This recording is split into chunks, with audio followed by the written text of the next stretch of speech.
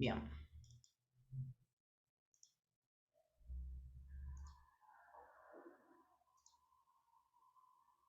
Antes que nada, ¿tienen alguna, voy a ver el chat, ¿tienen alguna pregunta o algo que quieren preguntar antes?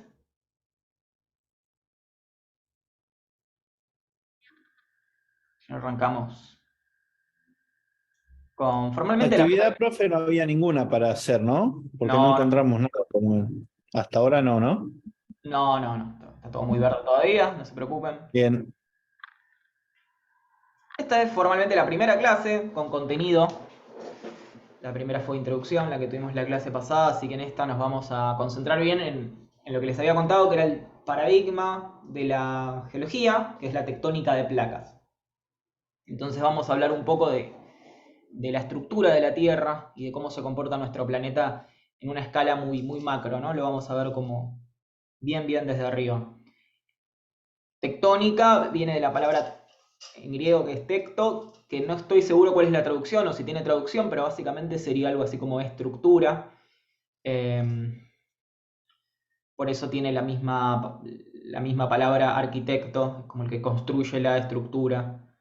Entonces, tectónica se refiere a la estructura de la Tierra.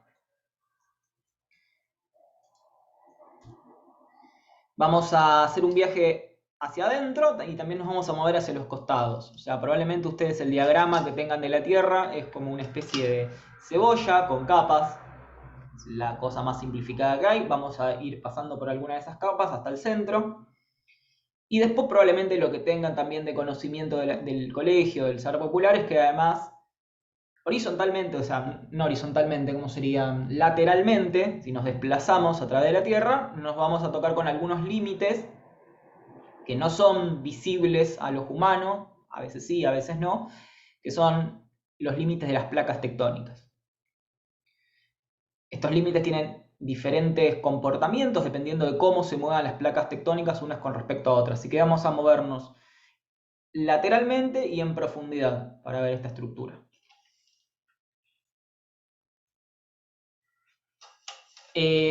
¿Cómo vamos a hacer esto? Bueno, vamos a hacer con diferentes métodos porque ahora vamos a ver que físicamente no se llegó muy lejos al centro de la Tierra. Julio Verne tiene un famoso libro que es Viaje al centro de la Tierra, en el cual viajan a través de un volcán y llegan hasta el centro de la Tierra, donde hay toda la Tierra en su libro es un planeta hueco que tiene como un montón de cavernas donde viven animales prehistóricos. Bueno, no se puede hacer eso y los pozos que se han hecho no han llegado más de 12 kilómetros.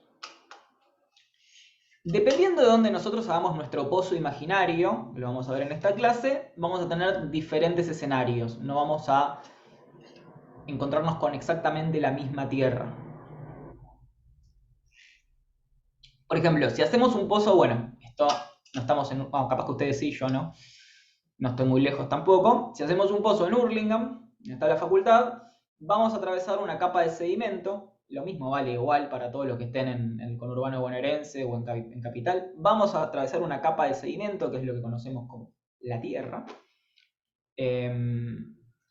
Eventualmente ese sedimento va a cambiar. Cualquiera que haya presenciado cómo se hace un pozo de agua profundo sabe que en determinados momentos se atraviesan capas de arena o capas de arcilla hasta unos 200 metros donde vamos a tocar una roca dura que la vamos a llamar basamento. Después vamos a ver de qué significa el basamento, pero básicamente vamos a empezar a tocar una roca dura, que eso va a ser principalmente lo que va a formar la corteza terrestre.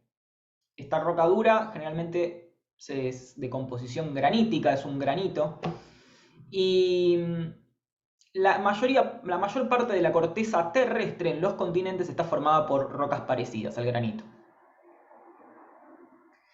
Este basamento, al menos en Buenos Aires, lo encontramos a 200 metros, más o menos, un poco más, un poco menos, pero si uno se va a otra zona, por eso le digo, depende de donde empecemos el viaje al centro de la Tierra, nos vamos a encontrar con diferentes escenarios. Por ejemplo, si nos vamos a Tandil o a la isla Martín García, este basamento va a estar muy cerca de la superficie, nos vamos a encontrar con una roca dura muy cerca de la superficie. Lo mismo en playas como de Uruguay o de Brasil. Ahora también podríamos hacer este pozo en el mar, ¿no? Como lo hacen las plataformas petroleras en offshore. Y acá, además de pasar la columna de agua, también vamos a pasar por sedimento y nos vamos a encontrar con otras rocas. No exactamente con el granito que nos encontramos si hacíamos el pozo en el continente. Y vamos a atravesar más rápido esa capa de roca en el mar que en el continente. Acá este mapa es un mapa de espesor de la corteza. Y fíjense que la corteza terrestre, la primera capa que vamos a atravesar, lo que análogamente les dije que era el basamento, puede tener desde 70 kilómetros en el continente, en las zonas más elevadas del continente, hasta 20 kilómetros en otras zonas un poco más bajas del continente, pero en el mar, en el océano, el espesor de esta primera capa es de 10 kilómetros. O menos, 7 kilómetros también puede ser. Entonces, lo primero que nos vamos a encontrar es con una capa de roca dura, que puede variar entre 70 y 10 kilómetros. Y esta capa de roca dura se llama corteza terrestre. Antes de pasar acá, quería mostrarles este dibujo. Pensé que lo tenía repetido. Me queda en inglés. Yo siempre voy traduciendo los dibujos, pero a veces me olvido de algunos. La primera capa que atravesamos es esta capa gris, que apenas podemos hacer un zoom acá. Si exageramos la profundidad y la distancia de las capas, podríamos quedarnos así, pero esto no conserva la proporción. Están distorsionadas las profundidades. Y la primera capa, que acá dice crust en realidad es corteza. Esta es la primera capa que vamos a atravesar, una capa de roca dura.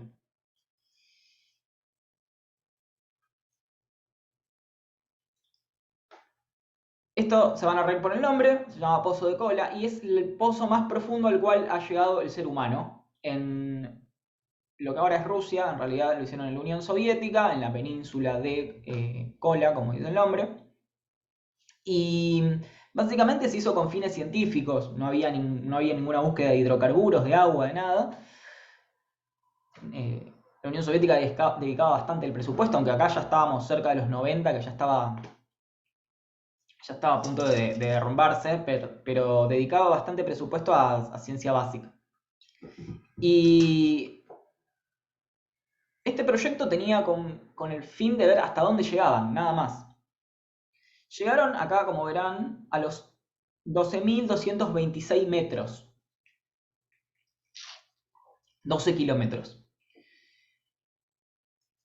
¿Qué se encontraron ahí? Bueno, como les comentaba, si uno hace un pozo acá, donde está, bueno, no sé cuál es la península de Kola precisamente, pero supongamos que está en cualquier parte de Rusia, se va a encontrar con una corteza de más o menos 40 kilómetros.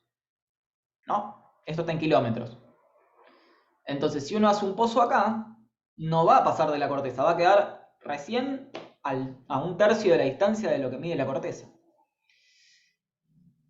Claramente no llegaron a la capa que está más abajo, que se llama manto terrestre. Y había algunas cosas que descubrieron. Primero descubrieron de que había un límite físico por las herramientas de que no podían perforar más de los 12 kilómetros. ¿Qué les pasaba? Las herramientas empezaban a calentar, empezaba a aparecer algo que se llama burbujas de hidrógeno, aparecía metano también, y esas burbujas salían a una gran temperatura y empezaba a romper la maquinaria de perforación. Entonces encontraron que primero hay un límite físico. Después, se presuponía que la corteza estaba dividida a su vez en más capas y que había una capa superior. Esta foto que ven acá a la izquierda es el granito, lo que yo digo que se van a encontrar en 200 metros en Buenos Aires. Se pensaba que había una capa superior de granito y una capa inferior con rocas más oscuras que tenían dos nombres. Una se llamaba Cial y la otra Cima. Y que estaban separadas por un límite que se llamaba discontinuidad de Conrad. Esa era la teoría. Cuando hicieron el pozo, descubrieron que eso no era así. Que no había tal discontinuidad, que la corteza está muy mezclada, que tiene rocas de diferentes composiciones y que, bueno, después a lo largo de la materia vamos a ver por qué pasa esto, pero básicamente refleja una historia del planeta, lo vamos a ver un poco en la unidad 2, muy compleja. Pero bueno, básicamente descubrieron la heterogeneidad de la corteza terrestre. Pero como humanidad no hemos pasado más de esos 12 kilómetros. Desde los 90 hasta ahora no se han hecho pozos más profundos. Creo que hay un pozo petrolero que tiene también unos 11 y pico de kilómetros, así que está muy cerca de ese pozo, pero no se ha perforado más allá. Profe, Sí, ¿podría repetir lo de la de Siam y Silam? Pues no me acuerdo los nombres. bien, no es tan importante igual porque es algo viejo que ya no se usa. Pero se suponía que la capa superior, que de vuelta no existe tal como se suponía en ese momento, se llamaba Sial, y la inferior Sima. Y los puse en mayúscula, porque en realidad son unas siglas, es de silicio aluminio y de silicio magnesio. Ahora vamos a ver un poco más sobre estos elementos porque son importantes en la composición de la corteza. Gracias. Y después aparecieron varias hipótesis de que probablemente en algunos lugares la corteza sí está un poco más dividida entre una parte inferior y superior y en otras partes esté muy mezclada. Pero en sí la corteza es una parte muy compleja de la Tierra. No es homogénea. No te voy a decir la corteza se compone de esto. No. Depende de dónde estemos, va a tener diferentes composiciones. Siempre nos vamos a encontrar con lo que se llaman rocas cristalinas. Yo acá le dije rocas duras, entre comillas, para separarlas de otras rocas que van a ver más adelante. Y hablo en estos términos porque ustedes recién se están topando con la materia y hay un montón de cosas que desconocen. De hecho, decirles granito probablemente les suene porque granito es una roca que se comercia para frentes de mesadas, para frentes de edificios, para mesadas, para cualquier cosa. Entonces capaz les suena la palabra granito, pero son un montón de rocas parecidas al granito. Bueno, seguimos nuestro viaje hacia el centro y acá se vienen algunas cuestiones de terminología. Yo hasta ahora les hablé de la corteza y el manto, lo que está debajo. Pero en el dibujo que vemos a la derecha tiene otros nombres: litósfera, astenósfera, mesósfera. No se llama corteza y manto. Vemos que la última parte, lo que es el núcleo, lo que está en el centro, se llama igual, pero el resto cambia de nombre. A ver, estos son dos modelos distintos y son dos ópticas en las cuales podemos hablar de cómo se compone la Tierra. Es lo mismo, pero está visto desde diferentes puntos de vista, diferentes características. El modelo de la izquierda, el que vamos a llamar modelo estático, está basado en la composición, en cómo varía la composición de nuestro planeta a medida que vamos hacia el centro.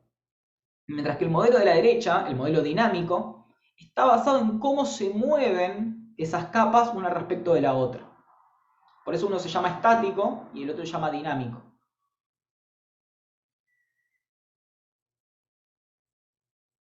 El estático, además, en realidad el nombre estático es porque estos límites están básicamente estáticos a lo largo de la Tierra, aunque vimos que podían cambiar dependiendo del lugar donde nos encontremos. Y el modelo dinámico tiene límites basados en temperatura, entonces es mucho más flexible los límites acá. Si bien acá están puestos como si fuesen capitas, es un límite mucho más difuso, que puede cambiar dependiendo de los valores de temperatura que nos encontremos. De todas formas, los límites nunca son tan claros. Acá los pone como discontinuidades en el modelo estático, y estas discontinuidades son lugares donde en el estático porque cambia la composición y en el dinámico porque cambia el comportamiento de los materiales.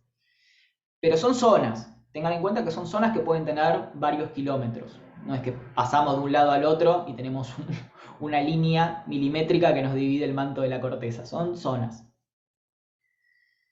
Vamos a ver que tienen diferentes nombres. La más conocida es la primera, la que nos separa la corteza del manto, que se llama discontinuidad de Mohorovic. O también se le dice MOJO como abreviación. La discontinuidad de Mohorovic está a los 7-10 kilómetros en el océano y a los 40-70 kilómetros en la corteza continental. Eso es básicamente el espesor de la corteza. Cuando se termina la corteza tenemos esta discontinuidad de Mohorovic y después el manto superior. Después tenemos otras discontinuidades así hasta llegar al núcleo.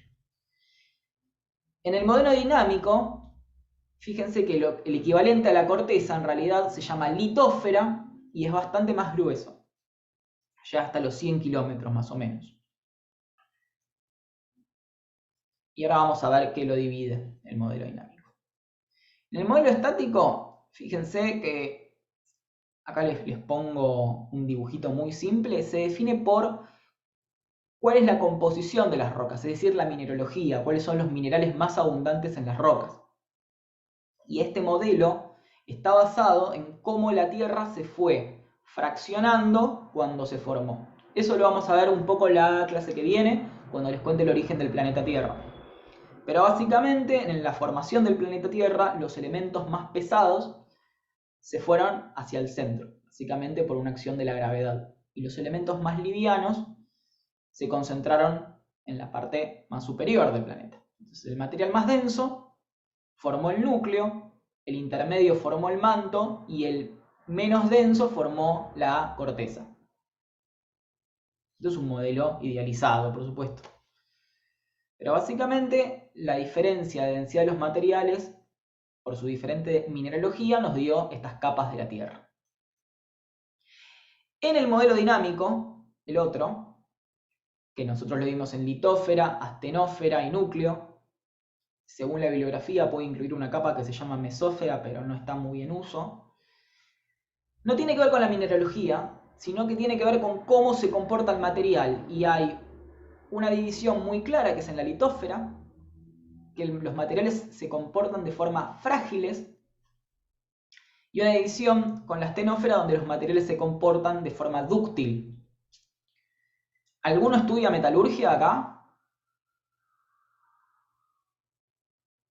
No, profe. Bien. Bueno, igual probablemente esto lo sepan de básicamente romper cosas.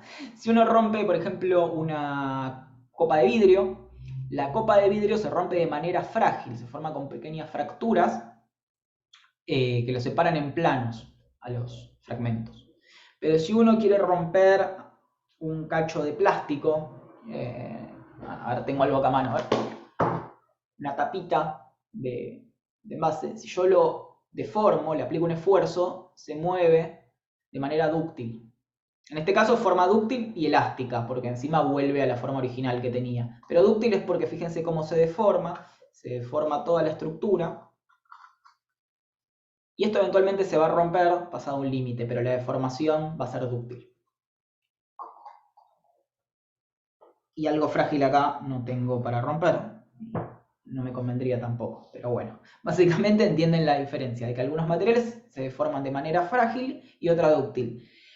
Pero todos los materiales pueden cambiar de una deformación a la otra, ¿con qué? Con la temperatura.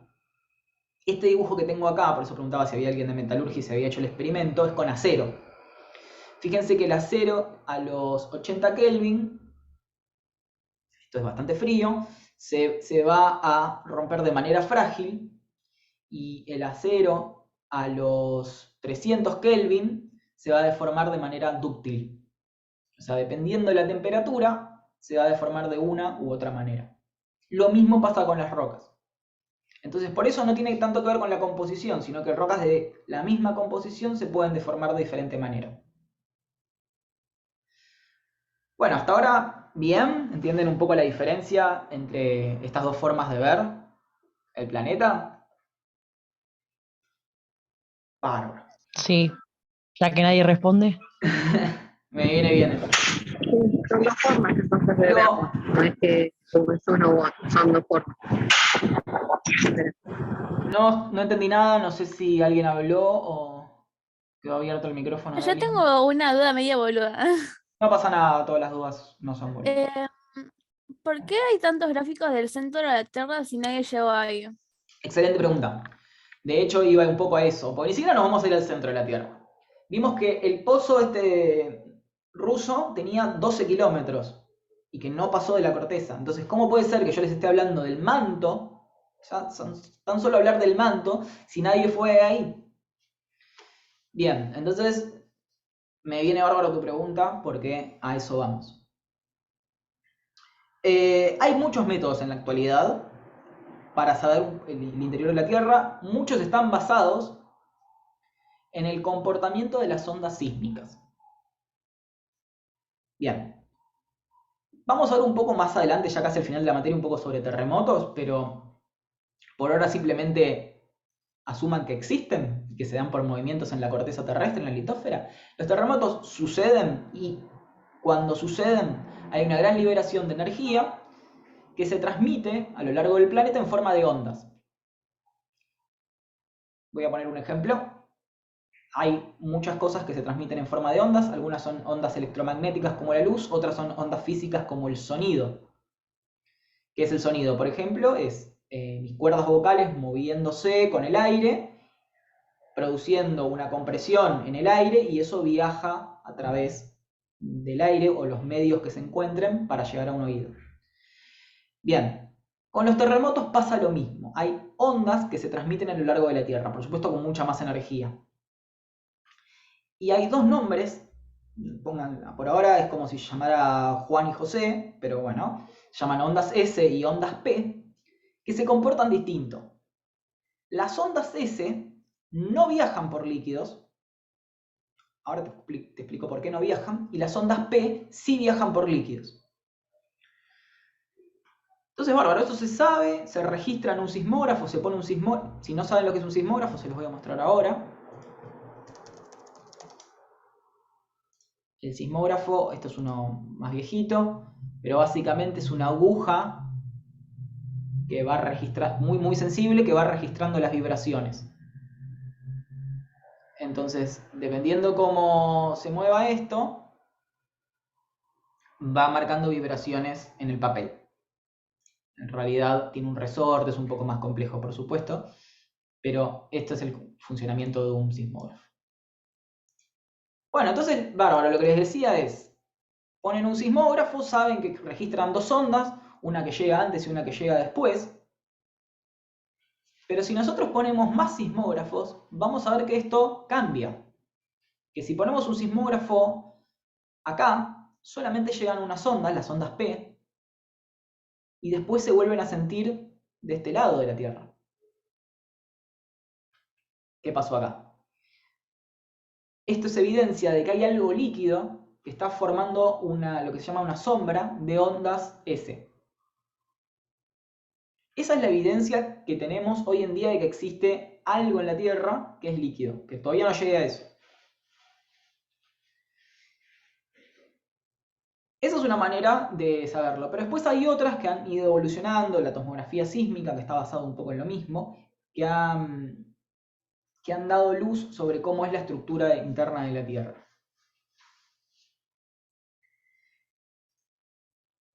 Acá están más o menos cómo serían las dos ondas. Las ondas S son ondas de cizalla, el material se mueve, bueno, no tengo nada para hacerlo, pero básicamente se va deformando en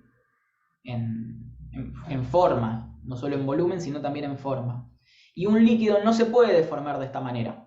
Las ondas P son de compresión y los líquidos sí se pueden comprimir porque cambia la forma, pero no, cambia el volumen, pero no la forma. Esta diferencia hace que unas ondas viajen en líquido y otras no. Sí, Carlos, ¿me querías preguntar algo?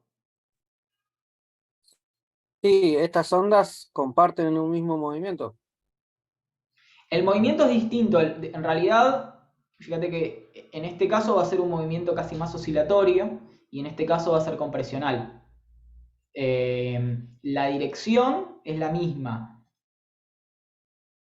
Hasta un momento donde, bueno, esto es un buen punto. La dirección, por ejemplo, de las ondas P cambia.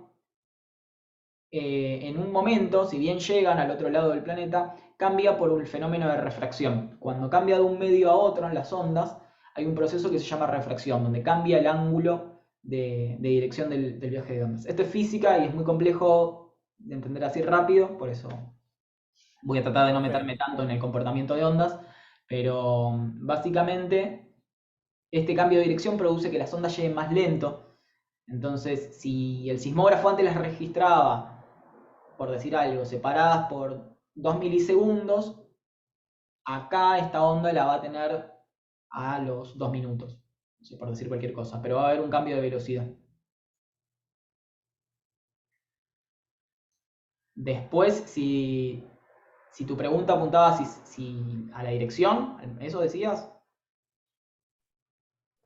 Sí. No tanto la dirección, sino si es la causa. La causa Se está acá, divide, no me o quiero sea, meter tanto en eso porque es más de cuando ustedes vean un poco más de la materia nos concentramos en esto. Pero cuando ocurre un sismo se produce la ruptura de una roca que produce un plano de falla. Entonces se llaman fallas geológicas y básicamente por ahora tengan en cuenta que son rocas que se rompen en profundidad. Se parten en forma de planos. Esto igual está bueno que venga, que lo recuerde porque lo vimos hace un ratito con esto. Esta fractura es básicamente lo mismo en esta roca. Es una fractura frágil de la roca que sucede en la corteza.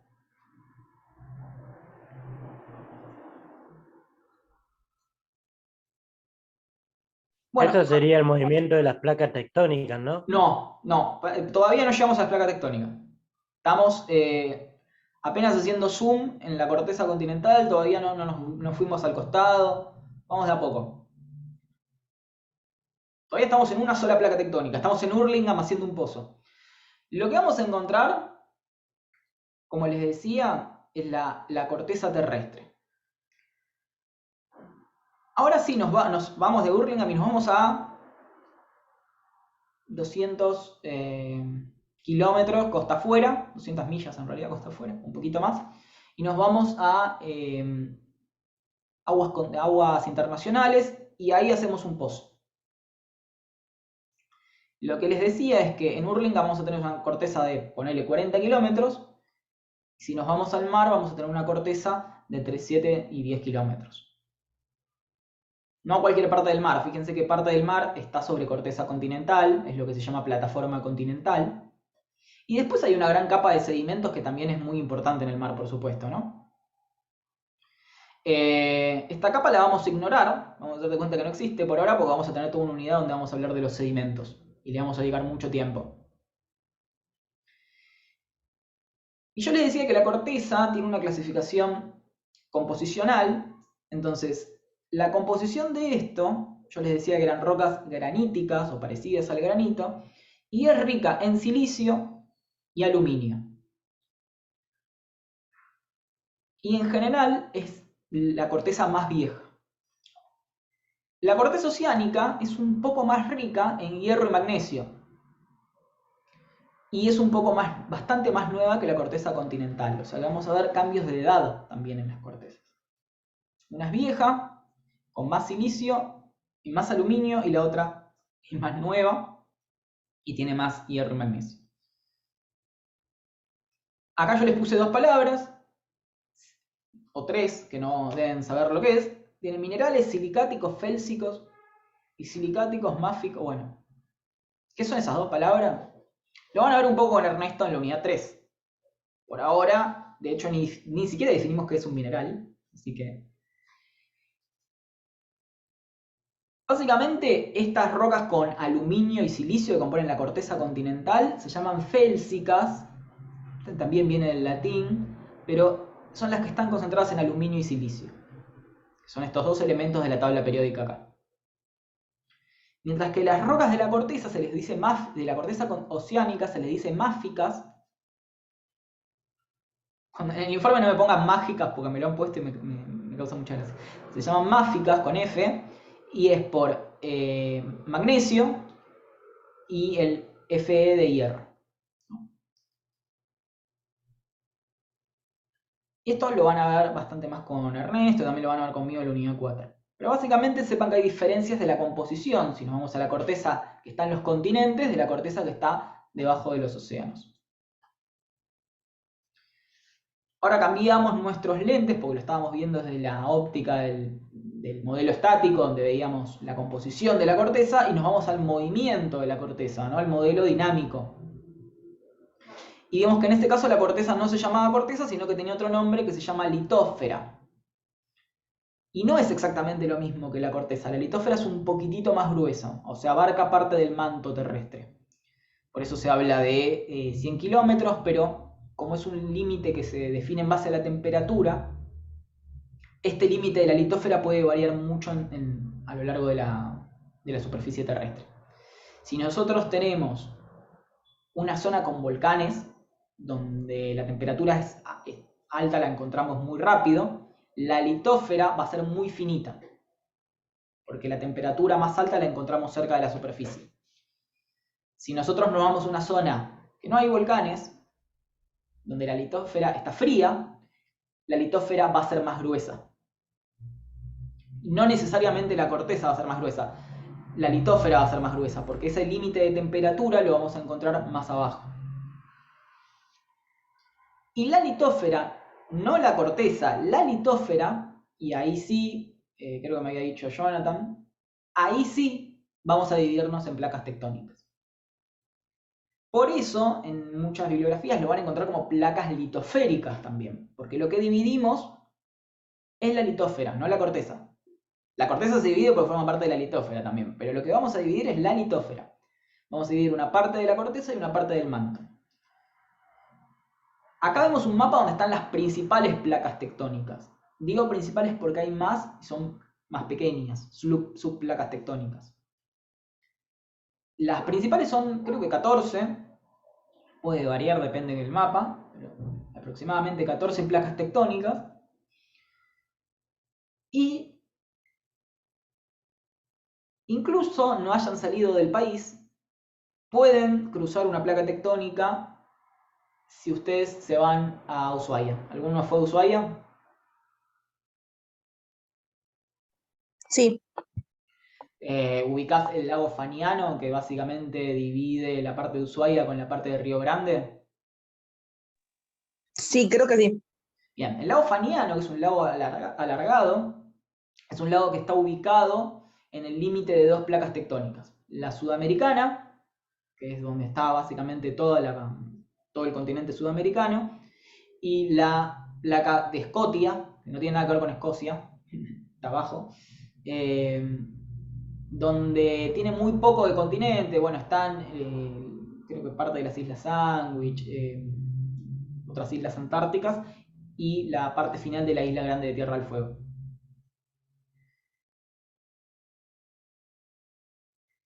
En el océano vamos a ver que la placa que forma el océano Atlántico es la misma que la que forma el continente americano hasta cierto punto, donde pasamos a la placa africana. Y para el lado del Pacífico hay una placa oceánica, íntegramente oceánica, que se llama placa de Nazca, que también está separada de otra placa del Pacífico, que se llama placa del Pacífico. Pero ahora quiero que nos concentremos un poco en que hay flechitas acá. ¿Qué nos indican estas flechas? A mí me recuerda que, por ejemplo, Chile, cerca que al parecer está cerca de ahí, siempre casi tiene terremotos. Claro, ¿por qué podrá ser, no? Fíjense que Será acá por el Puede ser choque que se expande para esos lados vamos a hacerle un o zoom. se mueve. Fíjense que la placa Puede ser por el choque sudamericana, de las placas. la placa sudamericana, si vemos acá, tiene una flecha en dirección oeste, ¿no? Está yendo para allá.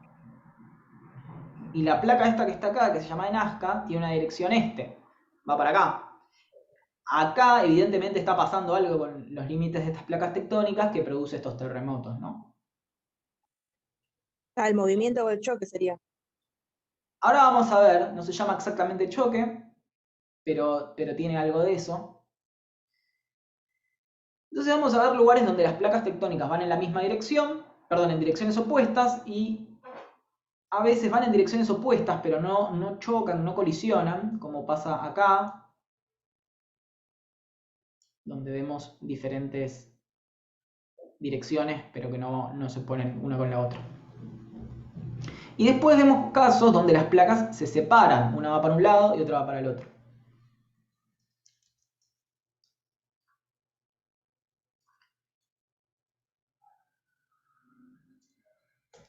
Ahora vamos a hablar bastante más de esto, pero primero quiero completar mi viaje. Yo les decía de la edad. La corteza tiene diferentes edades y en los océanos está la corteza más nueva. Esto es un mapa de edades. Acá tenemos la cantidad de millones de años que tiene la corteza y lo tenemos que comparar con los colores que hay acá. Fíjense que la corteza en estas partes, todavía no le voy a poner el nombre, es relativamente nueva, ¿no? Está cerca del 0. Es corteza nueva. Y cerca de estas costas, la corteza tiene unos 80, 100 millones de años. Hay varias conclusiones para sacar acá. Primero, que hay corteza nueva, que nuestro planeta está generando corteza al día de hoy, ¿no? Y la otra cosa que podemos rescatar es que fíjense que estos colores nos están marcando lo que les mostraba antes, los límites de las placas tectónicas. Los límites de las placas tectónicas van a ser donde la corteza generalmente, no siempre, se crea o se destruye.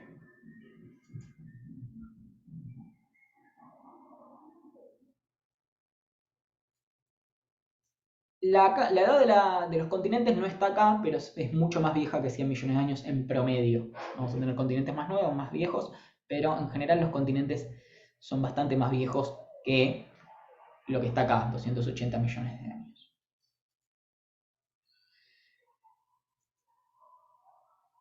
Ahora vamos más hacia abajo, vamos a tratar de llegar al manto. Y como acá me había preguntado Sofía, ¿por qué? ¿Cómo sabemos lo que hay en el manto si nunca llegamos con un pozo? Si el pozo más profundo llegó a 12 kilómetros, ¿cómo puede ser que sepamos algo que está en el continente a 70 kilómetros o 40 kilómetros? Bueno, en dos sismógrafos distintos, la velocidad de las ondas cambia. Esto se produce por un proceso de refracción de la onda. Fíjense que el camino de la onda P, al atravesar el núcleo, es mucho más lento. Perdón, mucho más rápido, es 8 kilómetros. Y el camino de la onda que viaja por la corteza es más lento. Esta diferencia nos indica de que hay algo que está produciendo la refracción de la onda y es la discontinuidad de Mohorovic.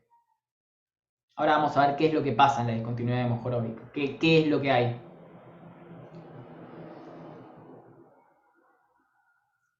Lo que hay es esto.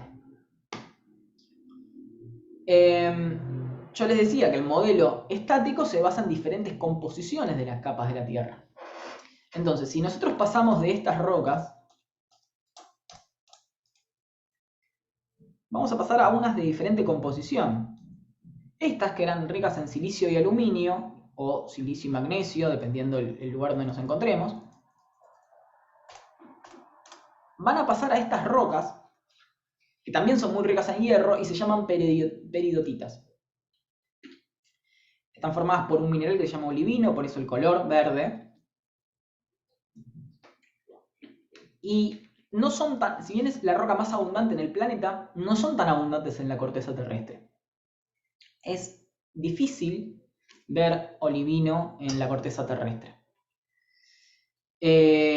¿Por qué? Básicamente porque es una roca que es muy estable a altas temperaturas, pero en bajas temperaturas generalmente es inestable y se suele deshacer rápido. Por eso no tenemos tanto olivino en la corteza. Generalmente es una roca que está estable a altas profundidades, a altas temperaturas. Está en estado sólido, está entre 200 y 900 grados centígrados. En la superficie, ¿no? Y el manto superior tiene de espesor 670 kilómetros en promedio. Fíjense que es casi 10 veces más espeso que la corteza terrestre. Por eso esta es la roca más abundante. Aguarden un segundo que les quiero mostrar algo. Profe, Sí, pregúntame. no entiendo lo de las temperaturas. 200, 900 grados es el estado, está en estado sólido. ¿Dónde? ¿En el manto? En el manto. En el manto, las rocas del manto están en estado sólido. A 200 a 900 grados centígrados. El manto no es líquido, es sólido. Eso es lo que quise decir. Y tiene esa temperatura. Y tiene más o menos esa temperatura, dependiendo de donde nos encontremos. 200 grados va a ser muy cerca de la corteza y 900 va a ser más cerca del núcleo. Aguárdenme un segundo que ahora vengo, les quiero mostrar algo.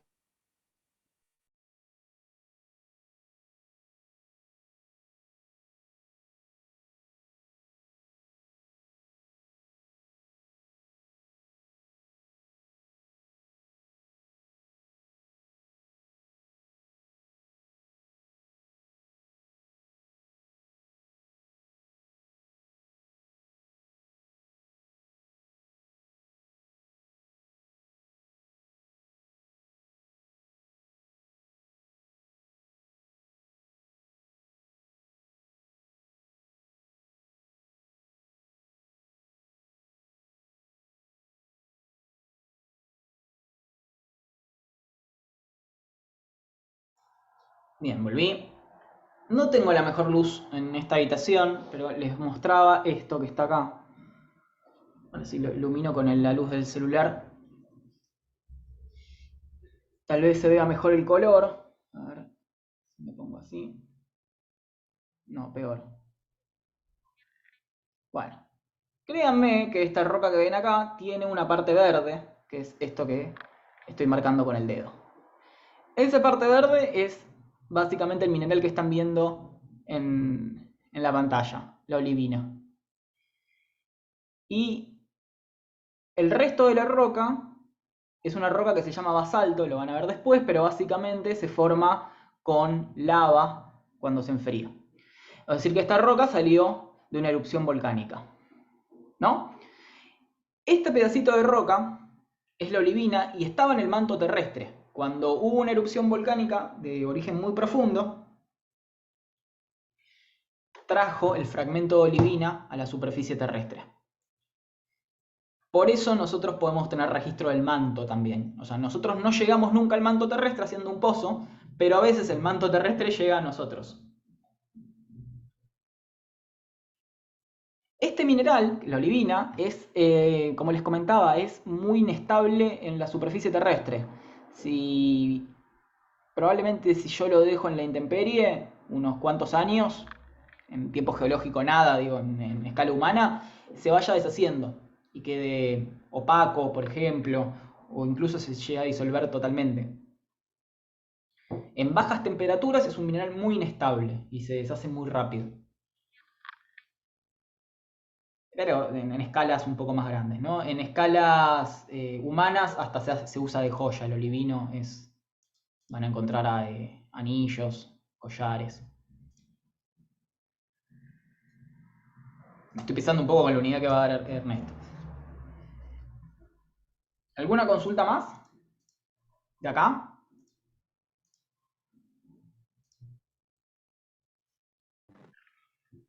No, creo que no. Buenísimo. Entonces, si estas rocas son verdes, fíjese qué loco que todos los dibujos, por alguna razón, ponen el manto terrestre naranja, ¿no? Vamos a ponerlo así.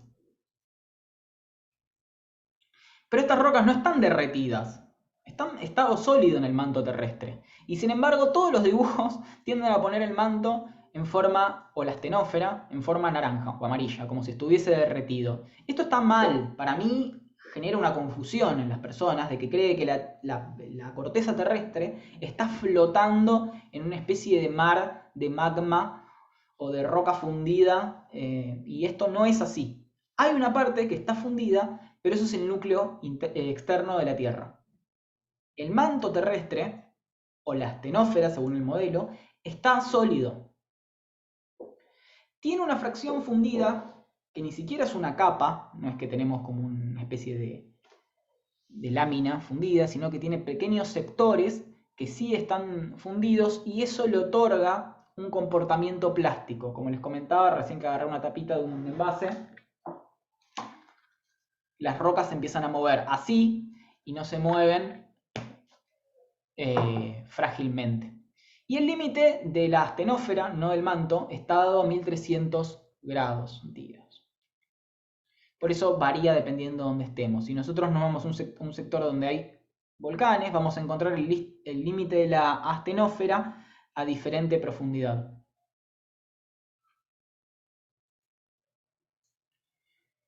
Cambiamos de óptica, vamos al modelo estático.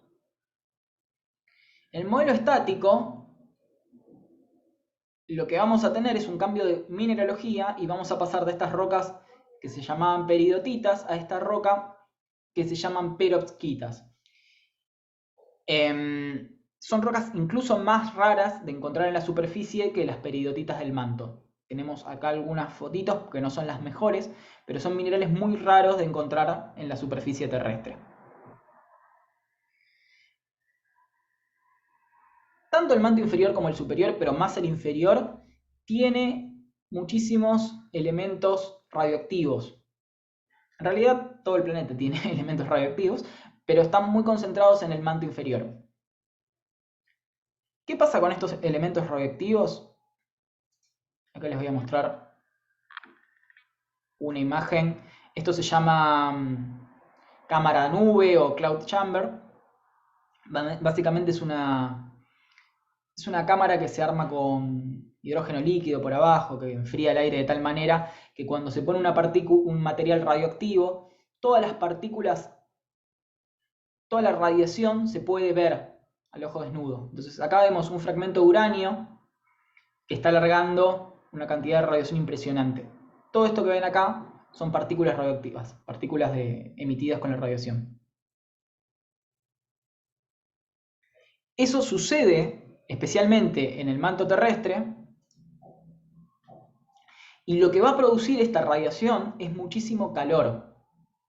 Entonces, tenemos una fuente de calor que es la misma radiación del manto terrestre.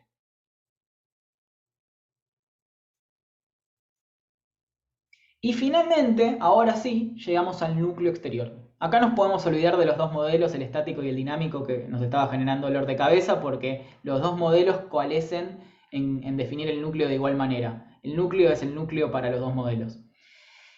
Se llega más o menos a los 3.000 y pico de kilómetros, ¿no? Casi 4.000 kilómetros.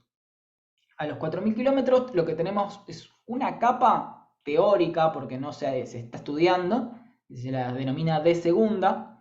Es una capa muy, muy finita de un material un poco más rígido que el resto del manto terrestre, y este material se separa el núcleo del manto o de la astenósfera. Y lo primero que nos vamos a encontrar es con un núcleo líquido. Acá sí, finalmente, está bien que los dibujos los pinten en naranja porque es un material fundido. Y este material no es magma. Vamos a ver qué es el magma en la unidad 4. Faltan un par de clases todavía, pero no es magma, es hierro y níquel fundido. De vuelta, a medida que nosotros profundizamos, tenemos menos conocimiento fáctico de cómo es la composición. Son modelos. Se cree que es de hierro y níquel porque parte de los meteoritos que nosotros encontramos en el espacio tienen composición de hierro y níquel. Entonces se estima que los núcleos de los planetas rocosos, no solo de la Tierra, sino de Mercurio, Venus, Marte, es de hierro y níquel también. De vuelta, esto es una inferencia que se hace. Nunca, esta vez no llega ni por erupciones volcánicas, nunca vamos a tener un fragmento del núcleo terrestre. Es imposible. Bien, y sabemos que es Profe. líquido. Sí, ¿qué? ¿Y por qué tiene una composición parecida a la corteza? ¿Cuál? No, lo que tiene una composición parecida a la corteza, que de vuelta es una inferencia, es la capa de segunda. Es una, Sí, es una capa que se sabe que es un poco más rígida. Eso se lo puede estudiar con métodos que se llaman tomografías sísmicas. Los voy a buscar acá.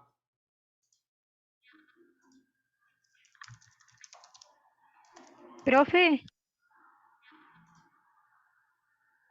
Sí, profe, todo este material está en el campus, ¿no? Para estudiarlo. sí. Ah, gracias. A ver si lo busco en inglés.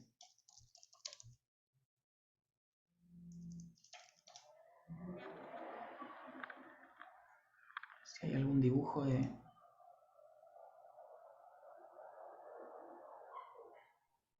Hola, profe, ¿cómo estás? Hola. Yo me uní hace un ratito a la clase porque recién llego de trabajar, no sé si tomaste lista. No, no voy a tomar lista hoy. Ah, dale, profe. Dale, gracias. Bueno, no sé qué me va a salir acá porque no lo puedo encontrar.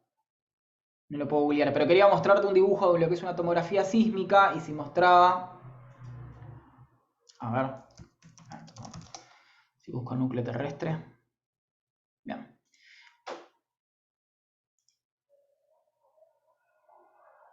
Donde mostraba que había una región de la Tierra cercana al núcleo que era bastante más rígida. Se cree que la composición de esa capa, al ser más rígida, es parecida al de la corteza terrestre. A ver si lo puedo encontrar, pasa que no es muy...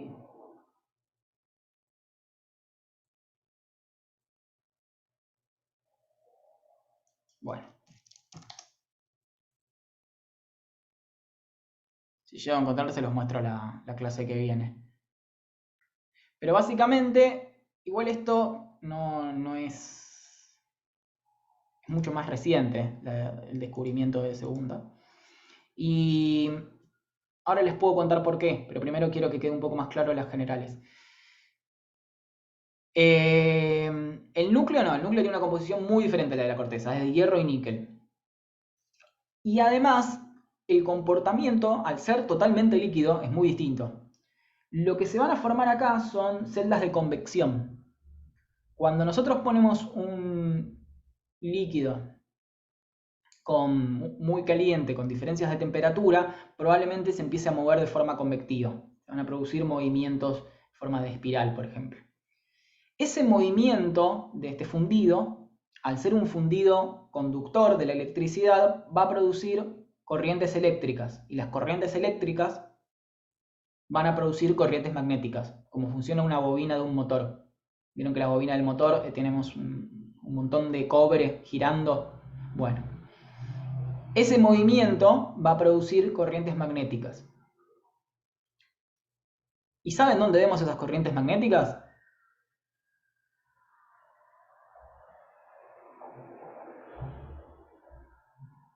No. ¿En cómo circula el agua? No va por ahí. La brújula, ahora se usa mucho el celular, ¿no? Que funciona con otro. Si nosotros sabemos que tenemos un campo magnético terrestre, si agarramos una brújula de las viejas, de las analógicas, vamos a ver que la aguja se va a mover hacia un lado y hacia el otro, dependiendo si nos movemos latitudinalmente. El campo magnético terrestre, que es súper importante, lo vamos a hablar un poco la semana que viene también, pero es súper importante para la vida en la Tierra, para un montón de cosas que tenemos hoy en día, está originado por el movimiento del núcleo. Ahí tenemos otra evidencia de que hay algo líquido, de que hay algo ferromagnético en el centro de la Tierra que se está moviendo.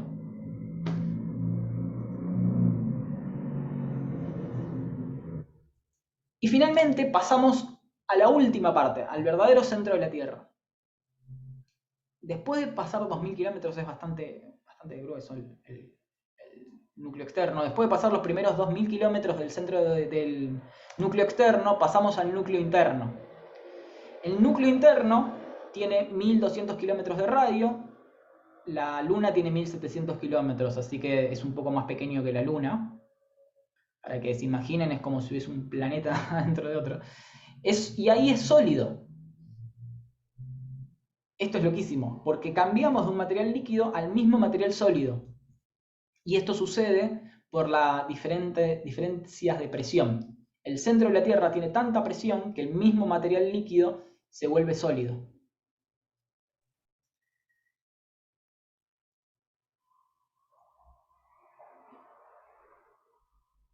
La temperatura es de 5400 grados, básicamente parecido a lo que está en la superficie del Sol. La composición es la misma, es el mismo material que antes estaba fundido, en el centro lo vamos a tener sólido. Pero sabemos muy poco del núcleo de la Tierra. Sabemos que es ferromagnético, que es sólido y nada más. No sabemos si hay diferencias laterales, no sabemos si hay capas internas, no sabemos exactamente la forma, si bien probablemente sea semiesférico como el planeta Tierra. no se sabe exactamente cómo es. Hay teorías muy locas sobre el núcleo terrestre, de que forma una única estructura cristalina. Lo único que sabemos es que hay materiales que probablemente sean muy parecidos, que son los meteoritos ferrosos. Esto es un meteorito. Hasta ahí llegamos. Nuestra ignorancia sobre el centro de la Tierra es absoluta.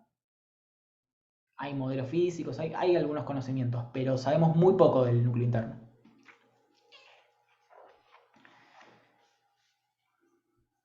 Creo que en eso no les gusta, ¿no? Ustedes estaban esperando todas las respuestas sobre la Tierra y lamentablemente hay cosas que no se saben del todo. Igual no deja de ser interesante. Hay muchas cosas que yo no las sabía. No, Me por encanta esa supuesto, piedra verde, por por supuesto que lo es. ejemplo. Ahora quiero una joya de eso. Es raro que se ponga del universo que de nuestro centro mismo de la Tierra. Bueno, está por ahí nomás.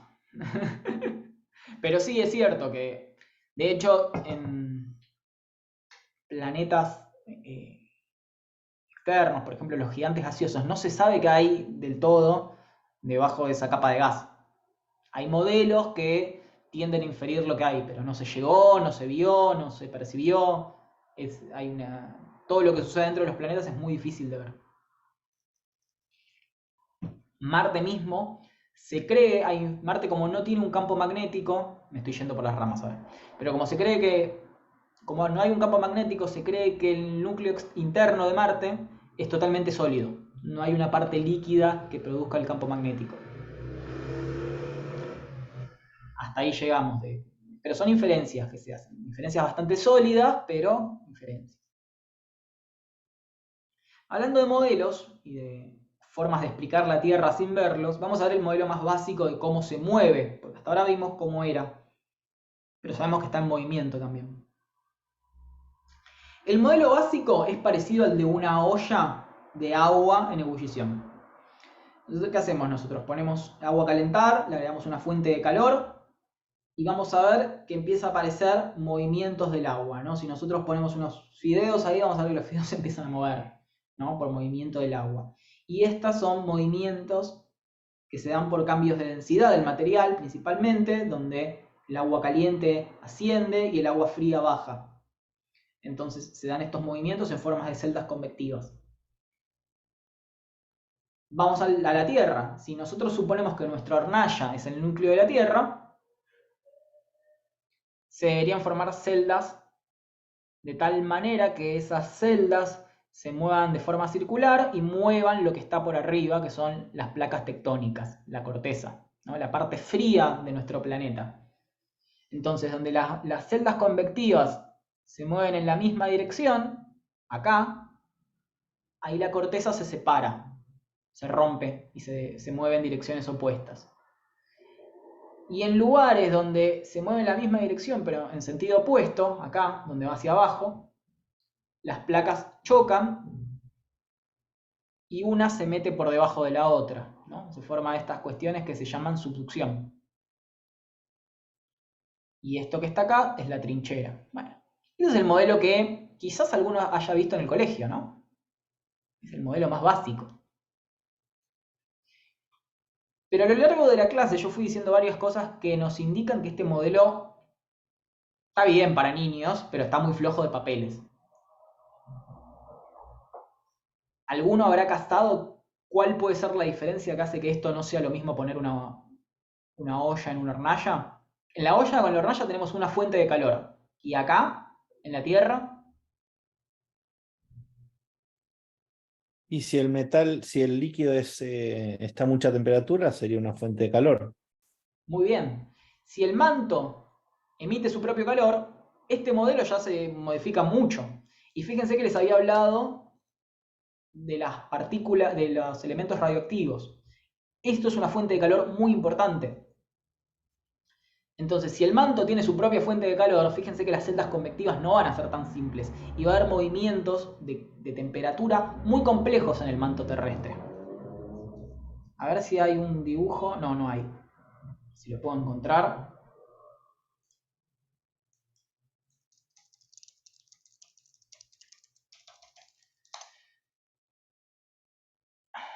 Pero un modelito que sea un poco más complejo.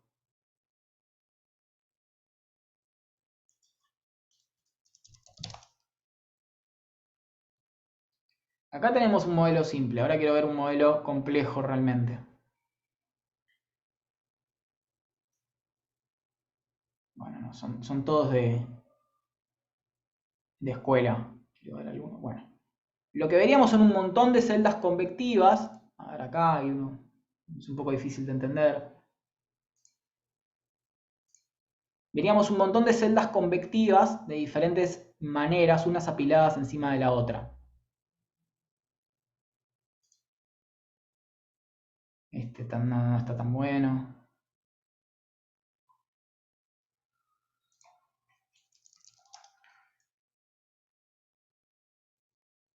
Bueno, lo importante es que es el modelo mucho más complejo del que muestran los dibujos de colegio o todos los que están viendo acá. Al ser un modelo más complejo, lo que sucede es que los movimientos son más complejos también.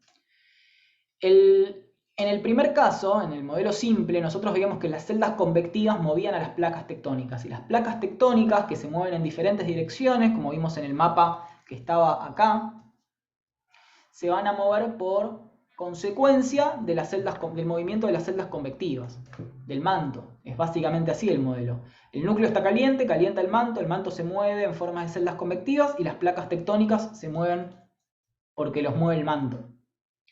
Esto se descubrió que está mal. Y no solo está mal, sino que se enseña mal. Por alguna razón, mucha gente lo aprende así, especialmente en textos de colegio. Está mal. El manto no mueve a las placas tectónicas. El manto se mueve, sí es cierto, acompaña el movimiento de las placas tectónicas, pero las placas tectónicas se mueven por fuerzas propias. Complejísimo, ¿no? Este movimiento es muy complejo, pero uno tiene que ver con la convección. Efectivamente, las celdas convectivas ayudan al movimiento de las placas tectónicas y también las placas tectónicas ayudan al movimiento convectivo. Pero después hay movimientos que tienen que ver con cambios en la mineralogía de la placa tectónica que se está hundiendo, la que se mete por debajo de la otra. Ese movimiento produce un aumento de la densidad de los materiales, porque hay cambios en cómo se estructuran estos minerales, que se llaman pull slab. Básicamente, succión de la... No es succión, es el de arriba. Este sería como tracción de la placa. Slab es placa. Y básicamente es un movimiento producido por gravedad. Como aumenta la densidad en esta placa tectónica, se va hacia abajo. Después hay otro movimiento que tiene que ver con diferencias de presión. Como una placa se mueve hacia abajo, genera un lugar vacío que empuja a una placa a que ocupe ese lugar. Eso se llama un movimiento de succión. Cuando esta placa se retrae y se va hacia abajo, ese espacio vacío no puede quedar por diferencias de presión y la placa esta se mueve en dirección opuesta. Y después hay movimientos más complejos que tienen que ver con la fricción del material. No se preocupen, no tienen que saber todo esto. Yo lo que estoy diciendo es que la realidad es muy compleja. Que este es un modelo muy lindo para entender cómo es el planeta, pero es erróneo. Entonces, acá está el modelo viejo. No se preocupen si está en inglés, no tienen que leer nada. Pero básicamente lo que dice acá es que el movimiento del manto mueve las placas tectónicas. Y el modelo actual, ni se preocupen en leerlo, pero tiene un montón de componentes. Dice, tanto por ciento corresponde al movimiento por densidad de la litósfera. Tanto por ciento corresponde a este movimiento. O sea, es muy complejo. No importa. Para los fines de la materia lo que tenemos que saber es que las placas tectónicas tienen movimientos producidos por sus propios cambios en densidad, principalmente porque las placas se vuelven más viejas, se enfrían y se vuelven más densas y más pesadas. Y que hay un movimiento producido por las celdas de convección, y eso es cierto. Esos dos movimientos básicamente van a hacer que las placas tectónicas se muevan unas con respecto de la otra. Y que hay dos mundos de movimientos muy importantes. Uno que va a ser cuando las placas se separan, que los vamos a llamar divergentes, y uno es cuando las placas se unen o chocan. Ustedes dijeron chocar, está bien, pero hay otro nombre, que vamos a llamar convergentes. Divergentes cuando se separan, convergentes cuando se unen.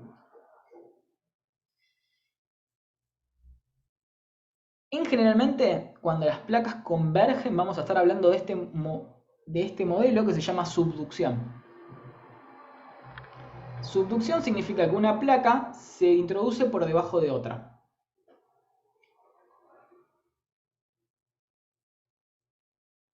A ver si tenemos más adelante, acá está. Entonces, ¿dónde vamos a tener subducción? Por ejemplo, en América del Sur, con la placa de Nazca, ¿no? Donde está Chile.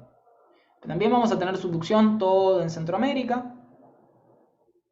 Vamos a tener subducción en el Mediterráneo, acá donde están los Alpes. Vamos a tener subducción en todo lo que es Indonesia. Subducción al este de Japón. Y después vamos a tener algunas zonas de subducción un poco más chiquititas. Acá hay subducción también. Acá hay un poquito de subducción.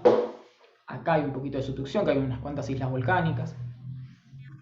Y divergencia de las placas tectónicas principalmente lo vamos a tener en los océanos, donde se crean las placas tectónicas, la litósfera.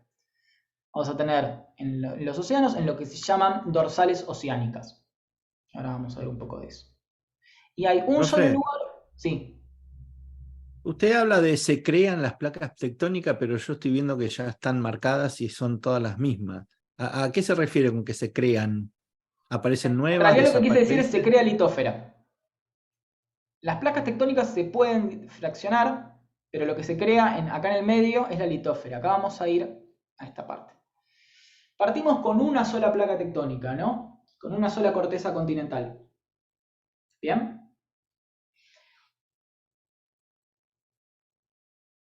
En algunos lugares hay separación, vamos a ver el caso de África. África y la península arábiga. Hay separación de dos partes de la corteza que se van a mover en direcciones opuestas. Se va a romper. Y en esta parte del medio, ¿ves? Que dice Valle de Rift acá, porque es literalmente un valle, donde se va, primero vamos a ver ríos, todas las características de un valle. En esta parte donde dice Valle de Rift, acá se va a crear nueva litósfera. En este caso va a ser oceánica. Si bien estamos en placa continental, lo que se crea es corteza oceánica. Por eso se separaron los continentes, ¿no es cierto? Exactamente. Después de 600.000 billones de años se fueron creando pedacitos nuevos y fueron separándose. Sí, pero ni siquiera nos tenemos que ir tan antes. Vayamos a lo que está sucediendo en África, entre la península arábiga y África, ¿no? El resto en realidad es toda África esto, pero bueno. La península arábiga está acá y acá tenemos el resto de África moviéndose en direcciones opuestas. Acá lo que va a pasar, a mí me gusta mucho googlear, como verán. Así que...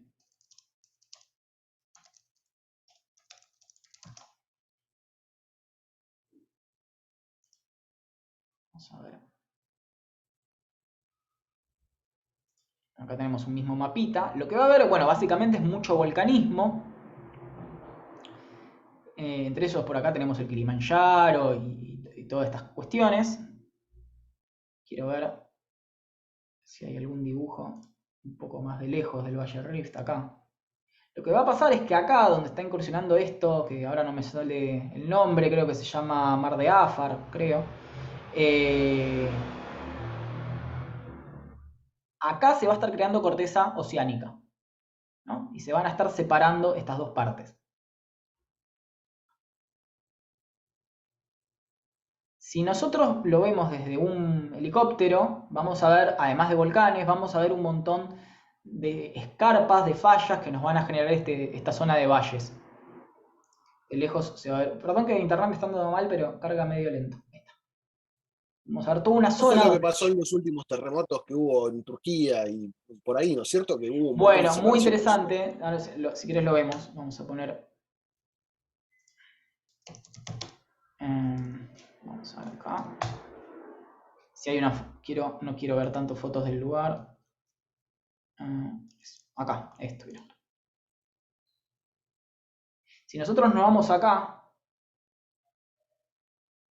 nosotros vamos a ver que estamos ubicados justamente en esta partecita.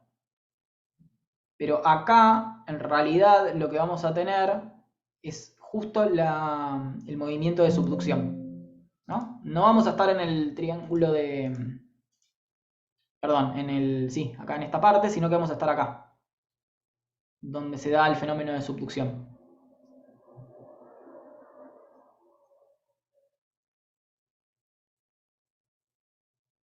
Este proceso, el de rift, estos se llaman rift continentales, ¿no? El que vimos en África. Este proceso de rift tiene actividad sísmica, pero es menor, ¿no? Hay actividad sísmica, hay actividad volcánica, pero es menor. ¿Qué va a pasar cuando el valle de Rift se termine de abrir? ¿No? Cuando esto se termine de separar,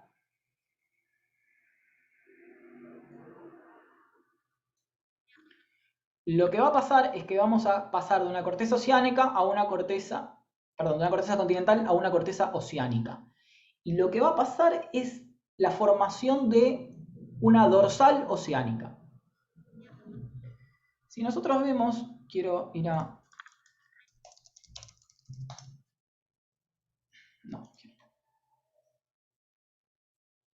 No, tengo que abrir Maps directamente y poner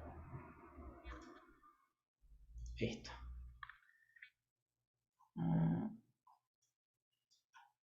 Bien. Si nosotros nos vamos acá, vamos a ver acá la topografía del océano y vamos a poner estas líneas. ¿Alguno sabe qué son?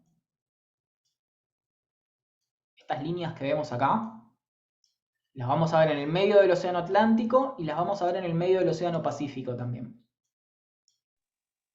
¿No son las uniones entre las placas? Exactamente, y el nombre que llevan es dorsal oceánica. Exactamente, y son cadenas de volcanes submarinos. Hay un solo lugar de la Tierra donde esta cadena de volcanes submarinos emerge en superficie, que es Islandia. Si nosotros seguimos toda la dorsal oceánica del Atlántico, vamos a ver que salimos a Islandia.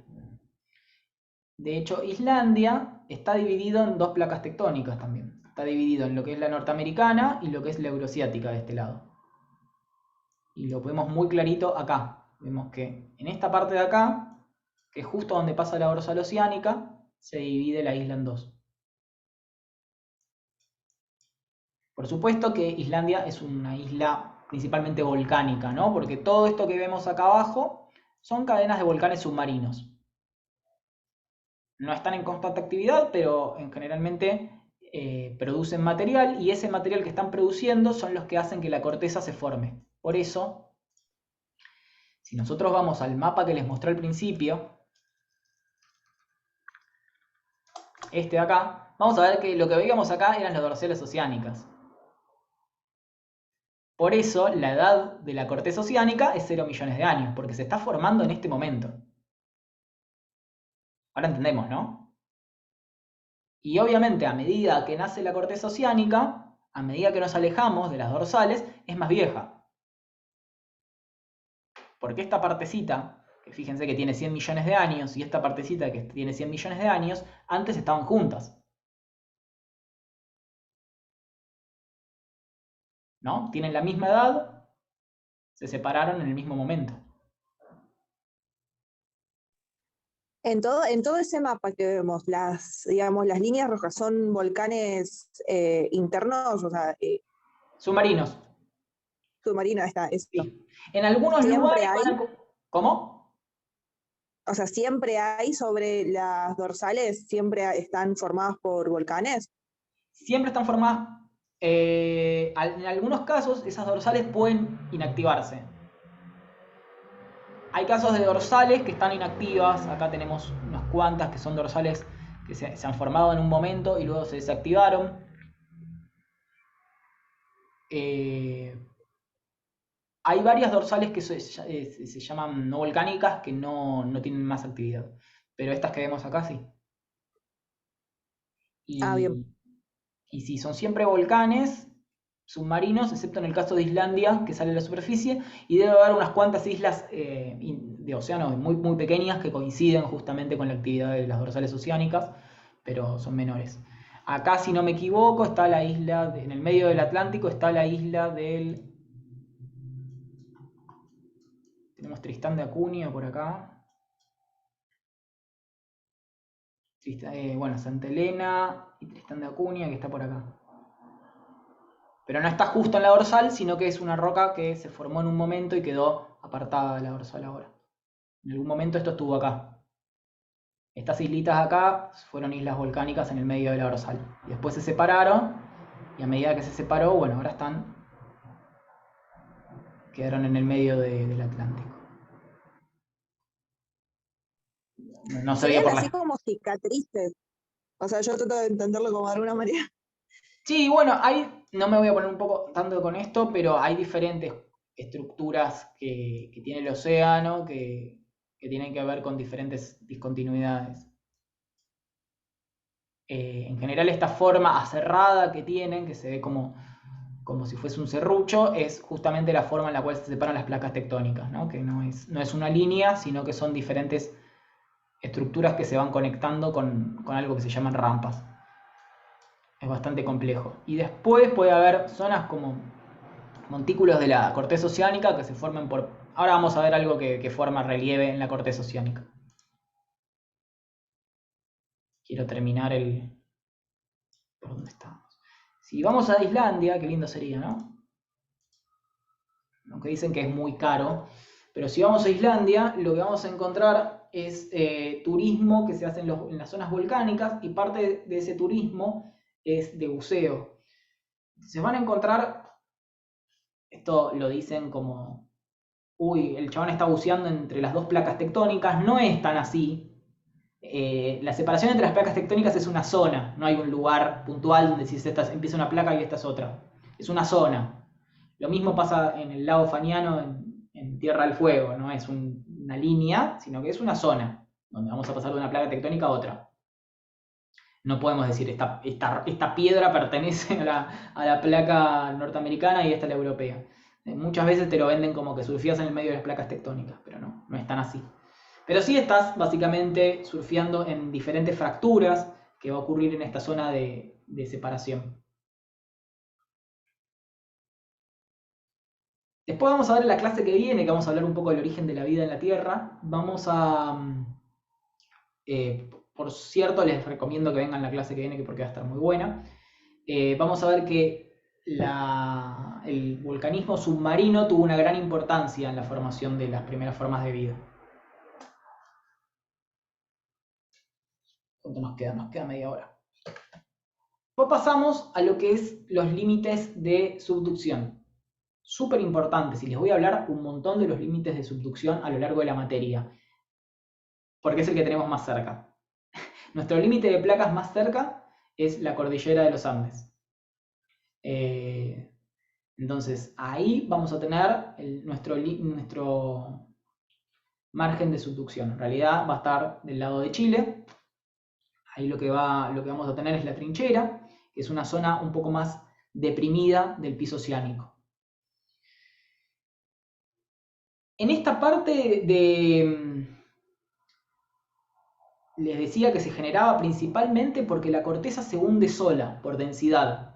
¿Por qué se hunde sola? Porque básicamente se enfría, al ser más vieja se va enfriando, se va volviendo más densa, y eso produce que la misma gravedad empuje la corteza hacia abajo. Después está todo el asunto de las celdas de convección que ayudan y todo, pero principalmente las zonas de subducción se forman porque la corteza oceánica se vuelve más vieja. Entonces, cuando pasa esto, también vamos a tener volcanismo y también vamos a tener terremotos. Y la mayor cantidad de la actividad sísmica y volcánica está en zonas de subducción. Esto es importante para los 10 personas que se fueron en la clase, porque ahora veo que tenemos 60 y pico. Lo voy a tomar en el parcial. Es como súper importante de que entiendan un poco por qué la Tierra en algunos lugares tiene volcanes y por qué en otros lados no. Así que... ¿Podría repetirlo, profe? Lo de por qué tienen volcanes la Tierra, así la nota. Eso lo vamos a ver igual, quédense tranquilos que no es la única clase donde lo vamos a ver. Por ahora simplemente quédense con la idea de que los volcanes y la actividad sísmica coincide con el límite de las placas tectónicas. El por qué lo vamos a ver al principio de la unidad 4, donde ahí te voy a explicar cómo se forma esto, que ese es el magma, que origina la actividad volcánica. Pero eso lo vamos a ver bien en la unidad 4 porque es complejo. Obviamente, cuando yo les digo que es complejo, ustedes tienen dos caminos para recorrer como alumnos. O me tratan de entender, o se olvidan porque no se los voy a tomar. Yo, como ustedes no son estudiantes de geología, nunca voy a pretender que aprendan algo que yo les estoy diciendo que es complejo. Principalmente porque además no se los esté explicando del todo bien. Eso es importante de entender, de cuando yo les digo que algo es complejo, se los estoy simplificando. Y simplemente tengan en cuenta de que las cosas son mucho más complicadas de lo que van a ver quizás en un librito. Lo que tiene que quedarse ahora en esta clase es que la actividad sísmica y la actividad volcánica está principalmente concentrada en los límites de placas. Y los límites de placas que más actividad volcánica tienen son los de subducción. No sé si alguna vez escucharon hablar del cinturón de fuego del Pacífico. ¿Escucharon hablar de ese término? Jamás, profe. No, nunca. No. Nunca, profe. Buenísimo. Y con eso hay una cantidad de volcanes en esa zona, me parece. Alguna vez escuché algo. Exactamente. No es del todo un cinturón porque no se cierra. Bueno, en realidad tendría que haber dicho anillo, porque a veces se le dice anillo de fuego del Pacífico. No es un anillo. Si digo cinturón está un poco mejor. No es un anillo porque no se cierra, pero es una zona semicircular de nuestro planeta Tierra, donde se van a concentrar la mayor cantidad de volcanes, por eso de fuego. Pero también va a haber muchísima actividad sísmica. No es por razones distintas, es casi por la misma razón.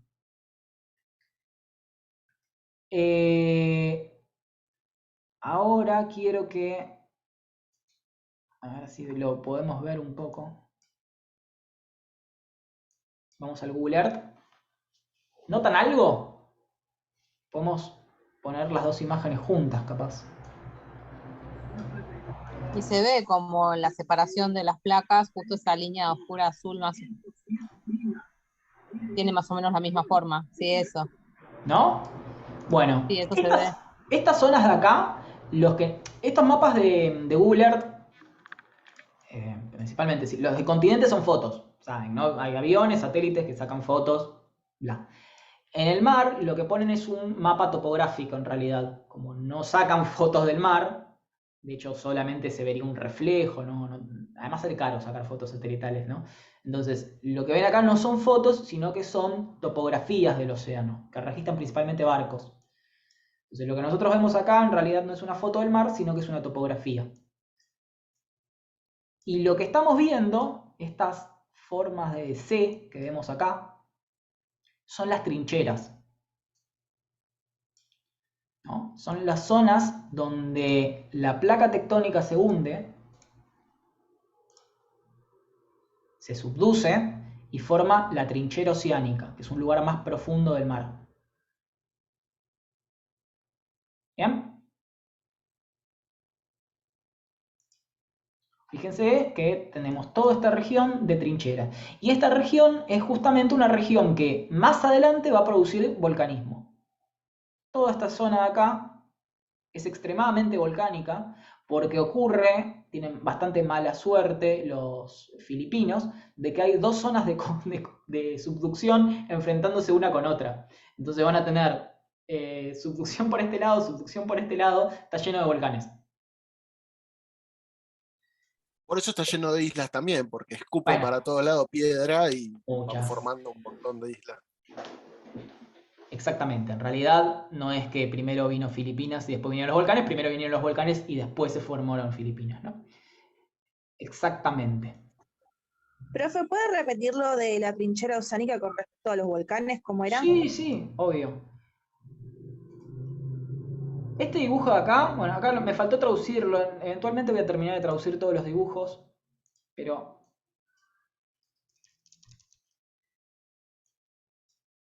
Esto que dice trench es la trinchera.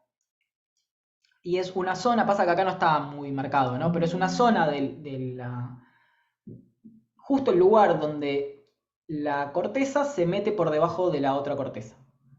No me hicieron una pregunta que me parecía puntual, me parecía clave, pero nadie me hizo esta pregunta. Yo les comentaba de que la subducción se producía porque la roca se volvía vieja, se volvía más densa y se hundía. Hasta ahí estamos bien.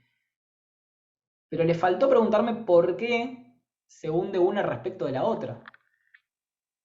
¿Por qué esta no se hunde? Esa no tiene una zona de, ¿cómo es la zona de convección cerca que la está empujando? Esa va con otra energía chocando. Podría ser una de las razones, pero fíjense que esta es corteza continental. ¿No? Sí. Y la corteza continental está formada de un material menos denso. Es el silicio y el aluminio, que si nos vamos acá, yo les había mostrado la tabla periódica, el silicio y el aluminio es bastante más liviano que el hierro. Igual también tiene silicio.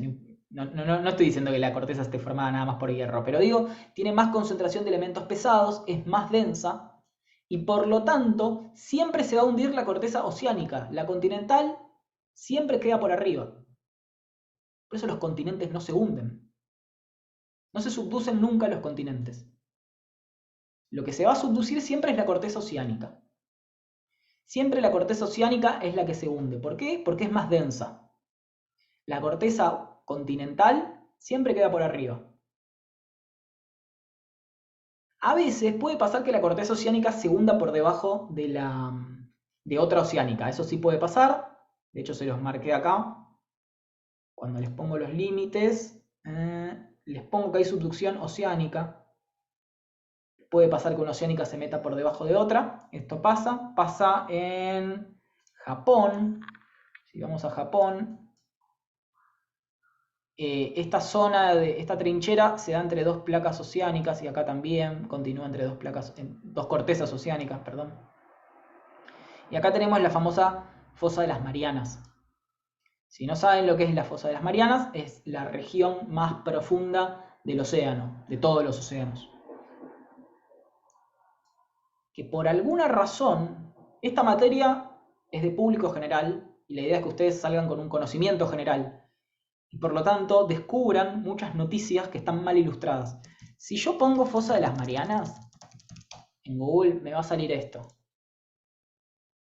No sé por qué todo el mundo me pone un atolón en el medio del Caribe y pone que esto es la fosa de las Marianas. La fosa de las Marianas no es este atolón, no está en Belice, está en el medio del Océano Pacífico, en Asia, y no es esto. No sé por qué siempre ilustran la fosa de las Marianas con algo que no tiene nada que ver. Este dibujo que está acá, esta foto en realidad, es un antiguo volcán que formó un arrecife de coral. No tiene nada que ver con la fosa de las Marianas. La fosa de las Marianas es como está en la tercera foto, es esto. Si ustedes le sacan una foto no se ve, porque no se ve desde arriba. Tienen que ir con un barco y registrar las diferencias de profundidades. Es muy profundo, pero no se ve. No es esa foto que veían. Bien. Me puse muy energético porque me molesta mucho cuando ilustran la foto de las Marianas con el atolón ese. Bueno, estamos hablando de subducción en realidad antes.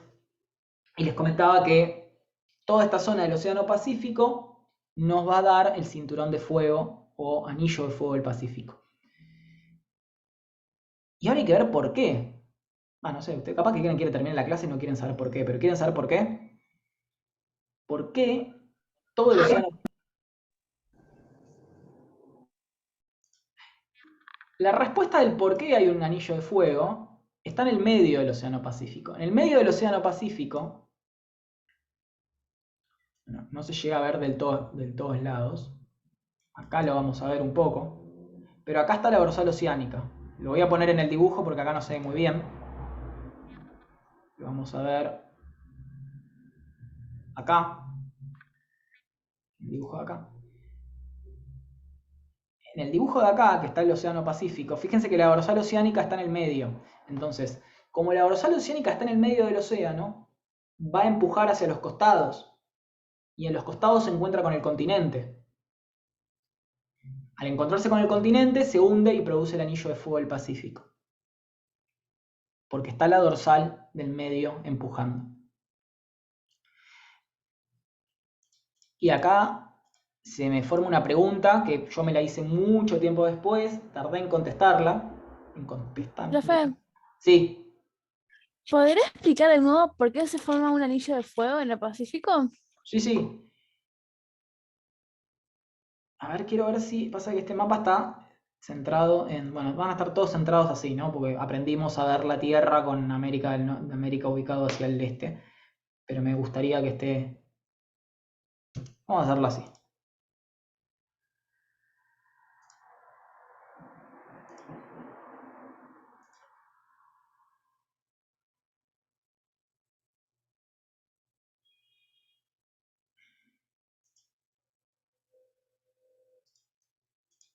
Quiero mostrar esto así. Vamos a abrir esto. Se los voy a mostrar en Paint. Y ahora les quiero copiar exactamente la forma de la dorsal ubicada ahí. Sigamos acá. Vamos a ver que la dorsal pasa por el medio, ¿no? Pasa por... Lo quiero dibujar bien para que no me quede mal ubicado, pero pasa por acá. Pasa por acá. Acá tenemos la placa de Nazca y después pasa por acá. Toda esa es la dorsal, ¿no? Después tenemos una más chiquitita por acá, otra más chiquitita por acá.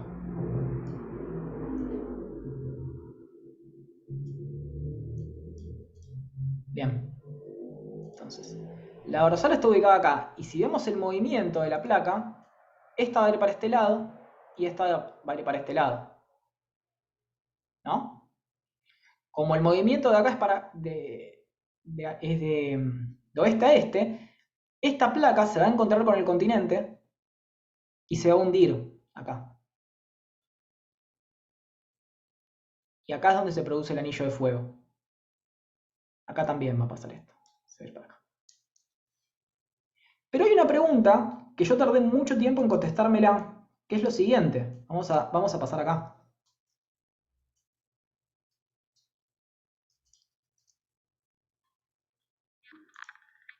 Bueno, yo me fui por las ramas hoy, creo. No importa. Quedan 20 minutos. Acá tenemos la dorsal del Atlántico, ¿no? Parecida a la del Pacífico. Y también tenemos el movimiento de las placas en direcciones opuestas. Una cara acá y la otra para acá. ¿Por qué no tenemos un cinturón de fuego en el Atlántico? Es interesante. Es una pregunta compleja. ¿Por la plataforma marítima? Claro, acá no tenemos diferencia de placas tectónicas. ¿No? Pero ¿por qué no se produce, por qué no se abre acá? ¿Por qué no se hunde la litosfera? Y no es fácil de responder, es muy difícil. La respuesta de por qué no se hunde es porque las placas, la corteza oceánica, acá, todavía es muy joven. Todavía es muy joven, entonces no envejeció lo suficiente para que se produzca el fenómeno de subducción.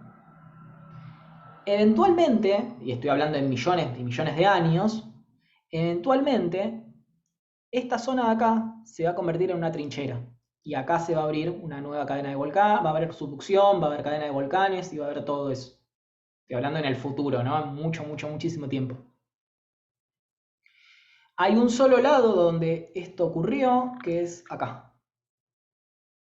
Acá que tenemos las Islas Sandwich y estas que no me acuerdo cómo se llaman, pero también reclamó soberanía justo con las Islas Malvinas. Esto se reclama también como parte de la plataforma continental marina, continental argentina.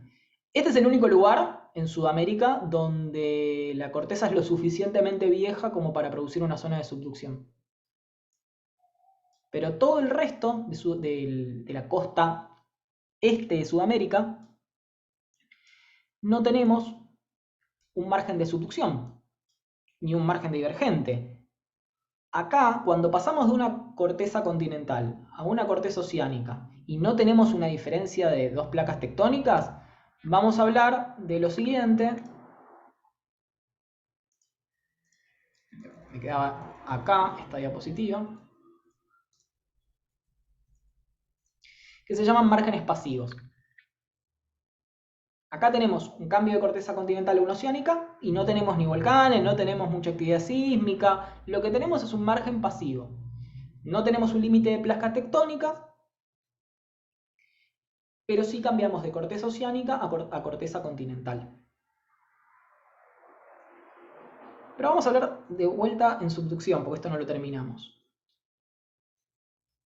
Vimos que subducción... Profe, Sí. perdón, ¿y sobre África pasa lo mismo? Sobre África pasa exactamente lo mismo. Imagínate que está espejado. La costa es complejo, pero lo vamos a ver bien en dos clases cuando, digo dos porque probablemente lleguemos en la segunda clase, la unidad 2, cuando veamos la separación de América y África. Está buenísima, es mi unidad favorita, no se pierdan esa clase. Cuando veamos la separación de América y África, vamos a ver un poco sobre eso, pero en general está espejado, lo que tenemos de un lado y lo tenés del otro. Por eso hay mucho interés en buscar petróleo en una zona que es parecida o análoga a la de África, porque se cree que las cuencas que se formaron en un lado están espejadas y probablemente la costa sudamericana también las tenga. Subducción vimos hasta ahora, corteza oceánica más densa, la corteza continental queda por encima, bárbaro. Pero le voy a hacer una pregunta. ¿Qué pasa? Y vamos a hacer unos dibujos fantásticos en Paint, de vuelta.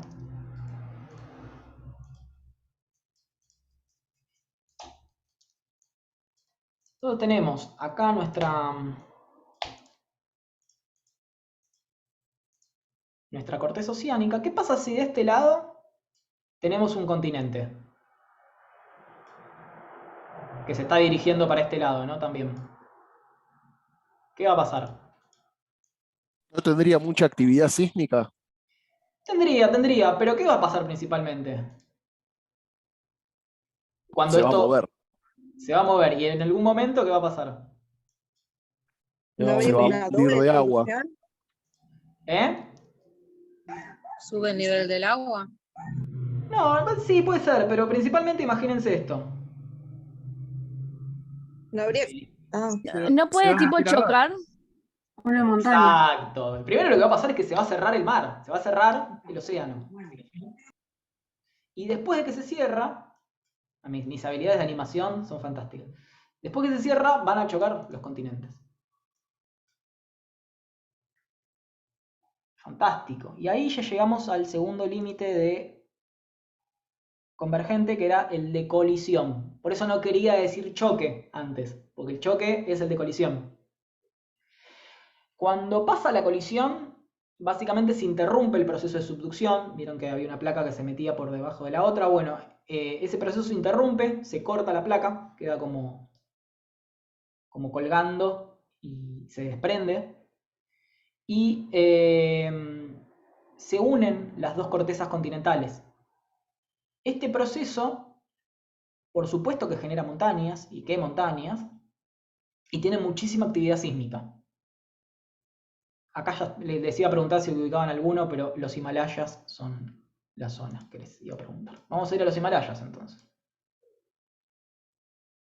La India, hace unos millones de años, ¿cuándo ocurrió esto? 20 millones de años.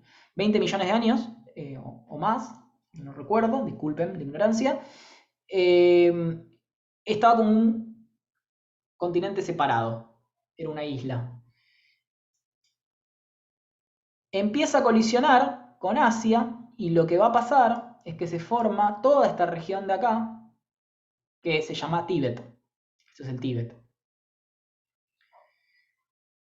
Entonces, fíjense, ¿vieron esta forma de acá que tiene? Esto no, nunca me había dado cuenta, pero es real. ¿Ven que tiene esta forma ovalada? ¿Curva? sí. Sí, como Sí. amontonamiento. ¿No les hace acordar a esto?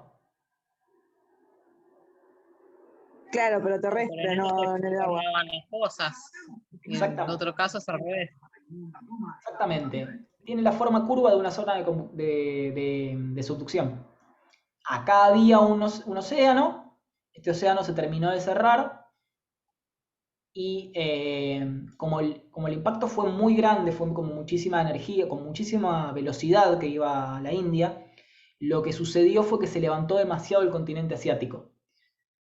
Como saben, bueno, acá están el Monte Everest, es la zona más alta del planeta Tierra.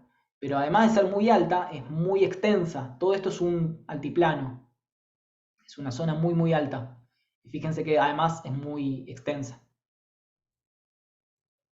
Toda esta zona se formó justamente porque el impacto de la India por debajo de Asia fue muy grande. Entonces levantó todo el continente y formó una corteza muy engrosada. Después tenemos... Igual eso habla, usted habla de velocidad, pero velocidad en 1.000.000 de años que pasó eso, ¿no? Por supuesto en velocidad de millones de años, sí, pero bastante. Lo vamos a ver un poco en la clase que viene. Después tenemos cadenas muy viejas. Vamos a ver unas acá. Cadenas muy viejas que fueron de colisión.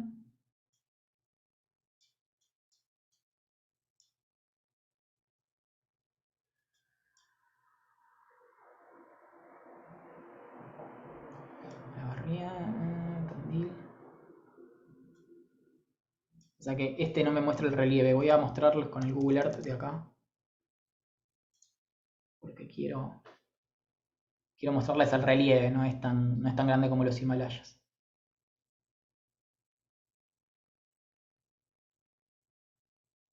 Voy a apagar la cámara porque generalmente el Google Earth me traba toda la conexión.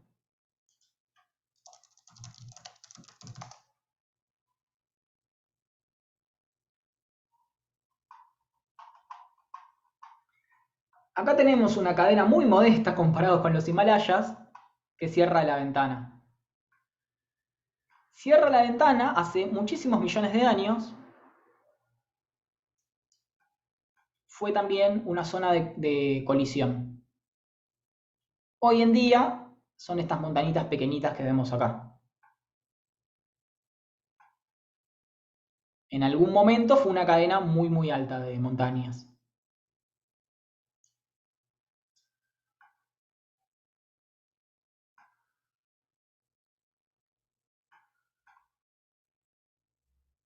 Bien, quería mostrar eso. Lo voy a cerrar porque se me traba todo.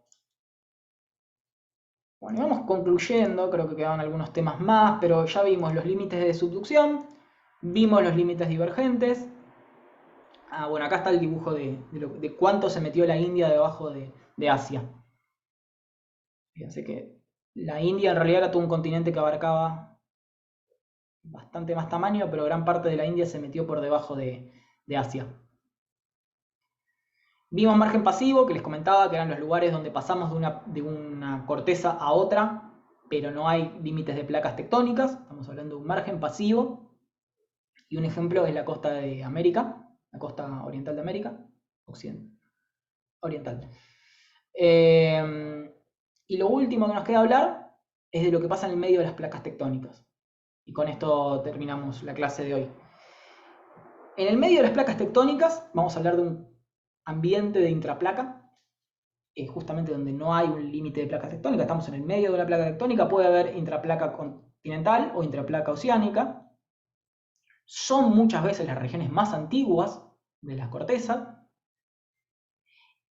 y son relativamente tranquilas tanto sísmicamente como volcánicamente.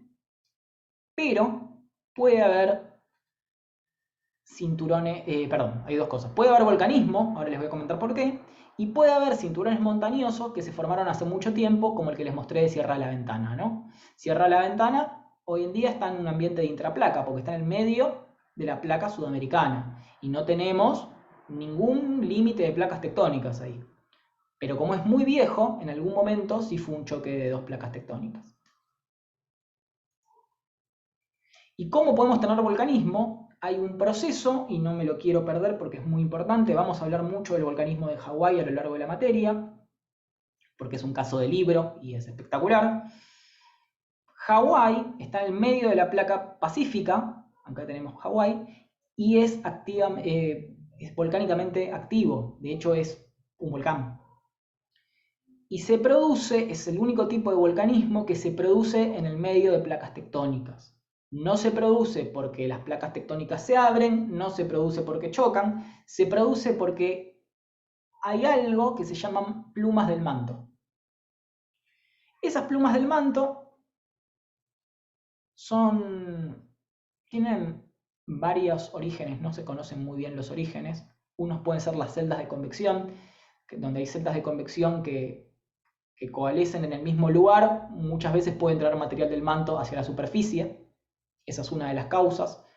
Otra de las causas lo apunta más a fenómenos más globales. Dicen que, por ejemplo, la subducción en una parte de la Tierra puede disparar plumas del manto en lugares opuestos. Es otra hipótesis. Pero no importa, más allá de las causas de las plumas del manto, existen. Y las plumas del manto son lugares donde el manto se eleva hacia la superficie e impacta contra la corteza, en este caso oceánica. Podría ser continental también. Entonces, estas plumas del manto están fijas respecto a la corteza. La corteza se fue moviendo, en realidad la litósfera, se fue moviendo en Hawái, y a medida que se movía, se imprimía una cadena de volcanes, se imprimía un volcán nuevo. Entonces, fíjense que los volcanes más viejos, acá aparece como Niau y Kawawa, tienen 6 millones de años, y los más nuevos se están formando justamente donde está encima de la pluma del manto. Antes esto estaba acá, ¿no? Pero como se fue moviendo la placa tectónica, fue imprimiendo un volcán a medida que la placa se deslizaba, se desplazaba. Eso se le llamó efecto de cinta transportadora, porque la placa pacífica actuaba como una cinta transportadora y la pluma del manto imprimía volcanismo a medida que la placa se movía. Esto lo vamos a ver incluso vamos a ver Google Earth. Hawái está acá. Vamos a ver que las islas actuales son las que están activas, el volcanismo activo, y acá vamos a ver un montón de cadenas de volcanes que se fueron formando antes, ¿no? Hoy en día la placa se movió en esta dirección, ¿no? Perdón, en esta dirección. En dirección noroeste. Se movió en esta dirección, entonces a medida que se movía, se formaban unos volcanes nuevos. Vamos a hablar un montón de Hawái. Les muestro esto y con eso terminamos. Esto es un modelo de cómo se forman las plumas del manto. Cómo se forman, más que el proceso, es la forma que tienen.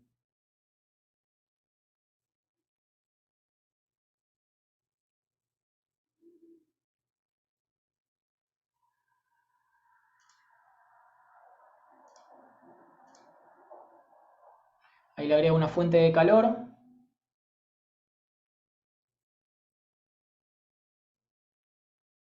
Se traba, profe. ¿Cómo? Se traba el video. Sí, sí. Bueno, lo tienen en la diapositiva por si lo quieren abrir. ¿Qué es lo que puso dentro del vaso precipitado? Un líquido con otra densidad, un aceite.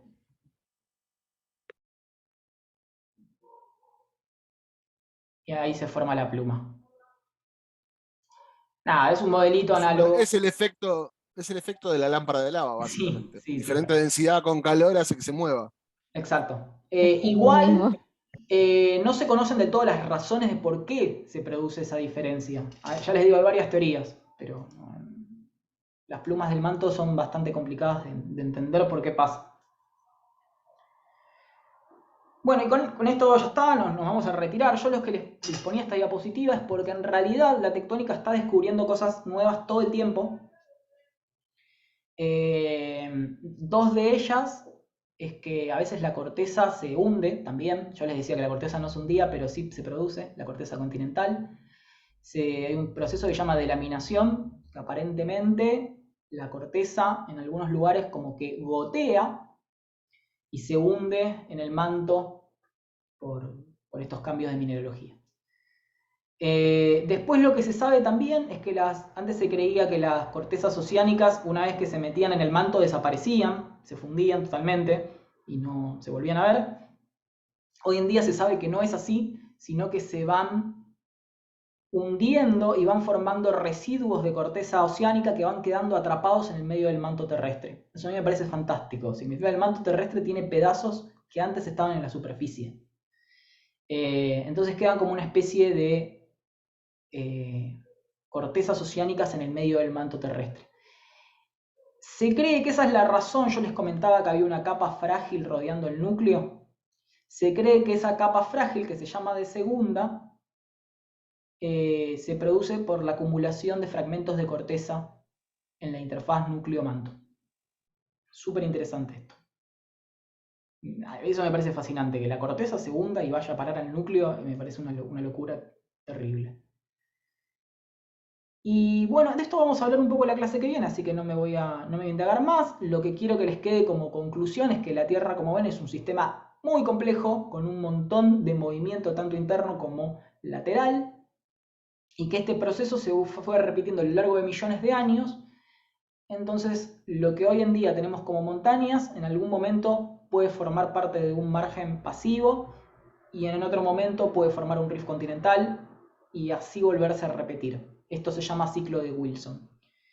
La Tierra, como les comenté la clase pasada y como vamos a ver la próxima, así que me sirve exacto para atar, tiene 4.600 millones de años, así que se imaginan que si este proceso lo repetimos a lo largo del tiempo, vamos a tener un planeta con una historia muy compleja, ¿no?